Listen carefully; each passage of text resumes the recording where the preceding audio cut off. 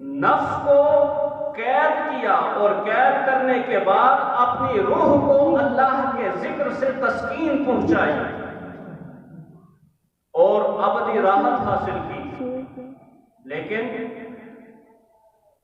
وہی دور دورہ جو آج سے 1450 سال پہلے تھا،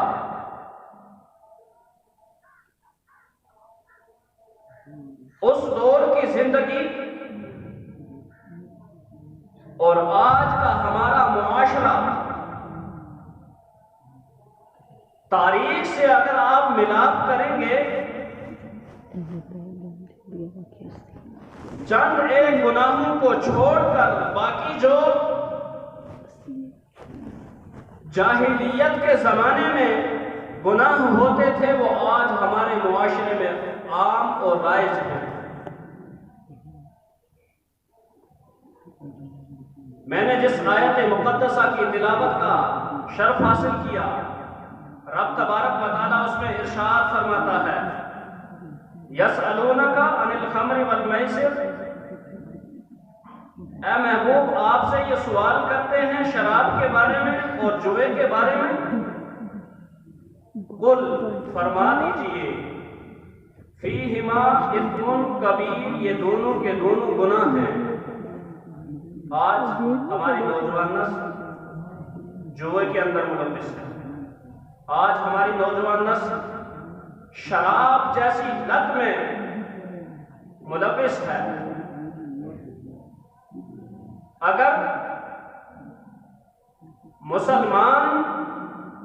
اپنے محبوب حضرت محمد مصطفیٰ صلی اللہ علیہ وآلہ وسلم کے بتائے ہوئے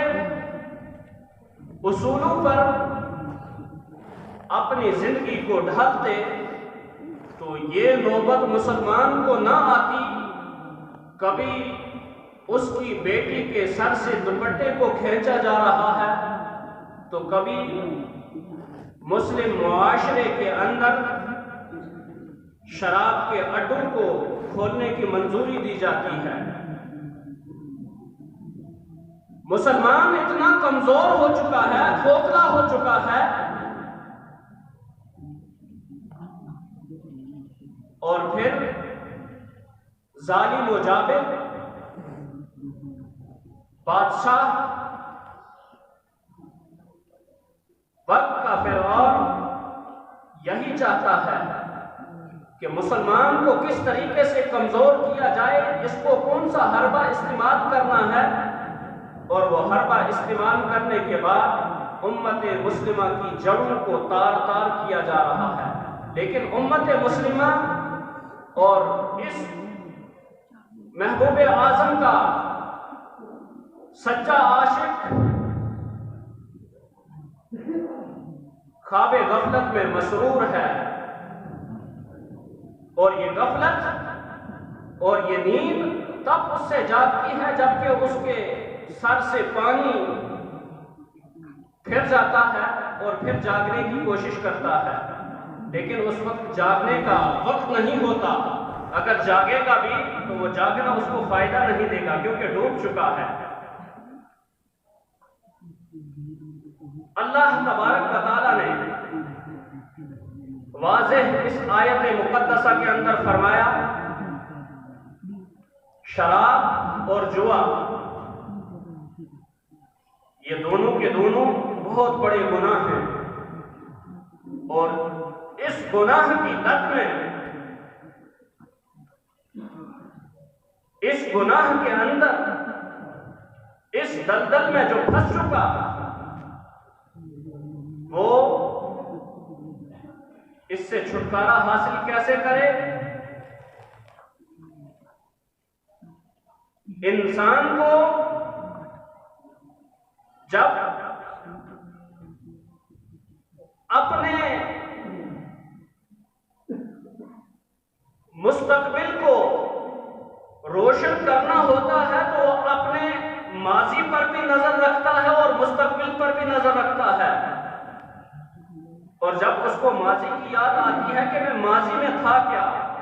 اور مستقبل میں اور حال میں ہوں کیا میں، تو تو یہ دونوں پہلو جب اس کے سامنے ہوتے ہیں تو وہ سیدھی منزل کی طرف چلتا ہے۔ ماضی کا حال دیکھیں ذرا، انسان کا ہے کیا ماضی کا حال؟ فرمایا کہ انسان کچھ نہیں، ایک ناپاک پانی سے اس کو تیار کیا گیا ہے۔ اگر انسان اپنی اس حیثیت کو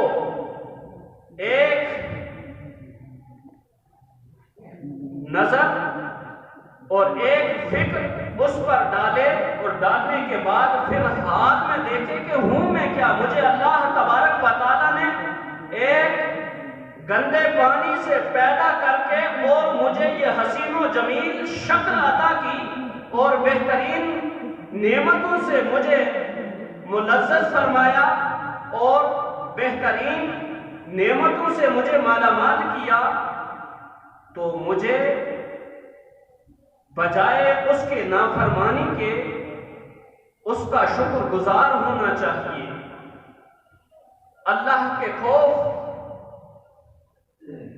اللہ کا ڈر جب انسان کے دل میں ہوتا ہے تو وہ کبھی گناہ نہیں کرتا۔ مفہوم حدیث ہے، ابتدائے اسلام میں ایک شخص حضور اکرم صلی اللہ علیہ وآلہ وسلم کی بارگاہ میں حاضر ہوا۔ حاضر ہونے کے بعد عرض کی، یا رسول اللہ، آپ جو تعلیم دیتے ہیں وہ تعلیم سب سے اعلیٰ و افضل ہے، میں آپ کے مشن سے جڑنا چاہتا ہوں، یعنی میں مسلمان ہونا چاہتا ہوں، لیکن چند شرطوں پر میں کلمہ آپ کا پڑھوں گا۔ میرے آقا نے ارشاد فرمایا، بتائیے وہ شرطیں کیا ہیں؟ اس نوجوان نے کہا، میں زنا بھی کرتا ہوں، کلمہ پڑھنے کے بعد کرتا رہوں گا، شراب پیتا ہوں، پیتا رہوں گا، جھوٹ بولتا ہوں، بولتا رہوں گا، چوری کرتا ہوں، کرتا رہوں گا۔ میرے آقا نے ارشاد فرمایا، تیری اتنی ساری شرطیں ہیں، ان تمام شرطوں کو میں ایکسپٹ کرتا ہوں، مانتا ہوں، لیکن میری ایک شرط بھی ہے۔ میرے آقا نے ارشاد فرمایا، تو زنا کرتا ہے کرتا رہ، تو شراب پیتا ہے پیتا رہ، تو چوری کرتا ہے چوری کرتا، لیکن جھوٹ نہیں بولنا، یہ میری شرط ہے۔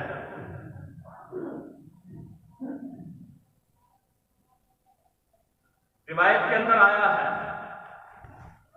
شراب کی اس سے لت لگی ہوئی تھی، عادت تھی، شراب کھانے کی طرف بڑھا۔ بڑھنے کے بعد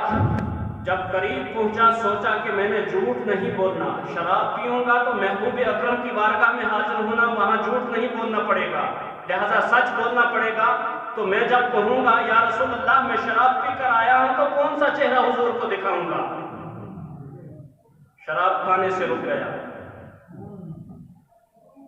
زنا کی طرف بڑھا، یہی سوچ پیدا ہوئی کہ جھوٹ نہیں بولنا ہے، سچ کہنا ہے، زنا بھی چھوڑ دیا۔ چوری کی طرف بڑھا، چوری بھی چھوڑ دی، یہ سوچ کر کے حضور کی بارگاہ میں حاضر ہونا ہے۔ اور انسان اگر آج سب سے بڑے گناہ میں ملوث ہے تو وہ جھوٹ ہے۔ ہر بات پر انسان جھوٹ بولتا ہے، اور میرے آقا کا فرمان ہے، منافق کی پہچان یہ ہے کہ وہ جھوٹ بولے گا۔ وہ صحابی جب حضور کی بارگاہ میں حاضر ہوا،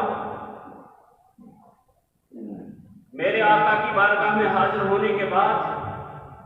میرے آقا نے حال احوال معلوم کیے اور اس نے یہ سارا واقعہ عرض کر دیا، یا رسول اللہ، میں نے اپنی جو شرطیں لگائی تھی تمام کو میں نے چھوڑ دیا ہے،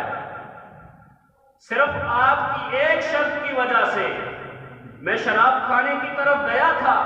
لیکن پیا نہیں۔ پیا اس لیے نہیں کہ آپ کی بارگاہ میں حاضر ہونا تھا اور سچ بولنا تھا، لہذا میں اس گناہ سے مجھے چھٹکارا مل گیا۔